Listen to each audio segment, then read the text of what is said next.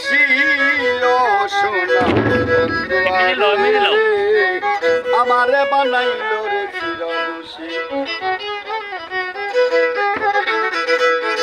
ওরে বন্ধু আমার সে কোন কালা তুমি আমার গলার মালা রে।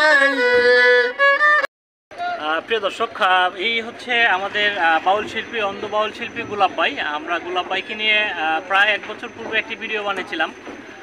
প্রচুর মানুষ কিন্তু সেই ভিডিওতে সাড়া দিয়েছিলেন, গোলাপ ভাইকে সহযোগিতা করেছিলেন।